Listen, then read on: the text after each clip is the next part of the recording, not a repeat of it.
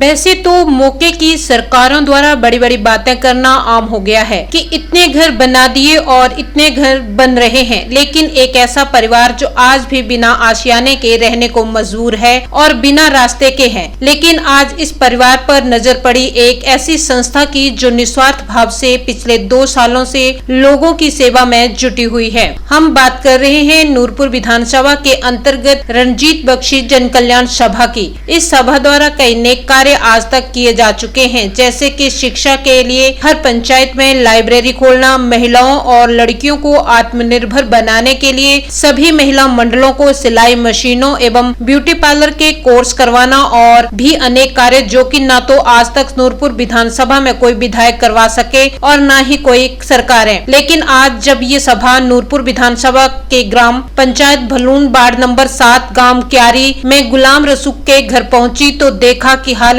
इतनी दयनीय है कि इस जगह पर एक दिन रहना पड़ जाए तो मुश्किलों का पहाड़ टूट जाए। गुलाम रसूल अपने परिवार सहित इस स्थान पर रहते हैं, लेकिन जब रणजीत बख्शी जन कल्याण सभा बिना रास्ते वाले गुलाम रसूल के घर पहुंची तो सभा द्वारा उसी समय घर पक्का करवाने की बात की गई, वो भी इसी महीने के अंत तक। गुलाम रसूल के लिए तो ये सभा कोई फरिश्ता बनकर ही पहुंची, लेकिन देखना ये होगा कि गुलाम रसूल का घर बनकर तैयार भी होगा या सरकारों या विधायकों की तरह कोई जुमला ही मिलेगा। जी, हम लोग इस समय गांव क्यारी वार्ड नंबर 7 ग्राम पंचायत भलून में खड़े हैं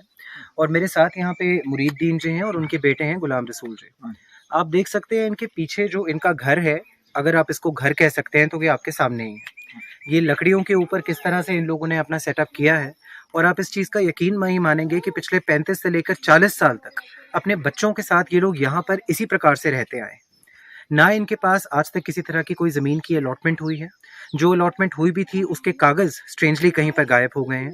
ना ही इन्हें किसी प्रकार की और सुख सुविधा यहाँ पर प्रोवाइड की गई है। आप स्वयं अगर देखेंगे तो भलून के चांदनी चौक से लेकर यहाँ तक तकरीबन 3-3.5 किलोमीटर का रास्ता है, जो ऑलमोस्ट 2 किलोमीटर के लिए बिल्कुल कच्चा है। इन लोगों के बच्चे जो हैं वो एजुकेशन के लिए, पढ़ाई के लिए किस प्रकार से जाते होंगे? किसी तरह की हेल्थ इमरजेंसी आ जाए तो मेडिकल की फैसिलिटी इन लोगों को कैसे प्रोवाइड होगी?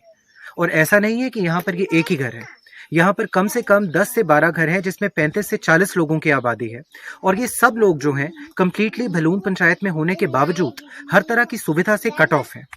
यदि आप जसूर में रहते हैं, आप लोग नेशनल हाईवे से जाते हैं, तो आप लोगों को ये सुनकर या ये जानकर यकीन नहीं होगा कि आप ही से 4 किलोमीटर की दूरी पर इस तरह से लोग इस तरह की एनवायरनमेंट में, इस तरह की कंडीशन में रह रहे हैं।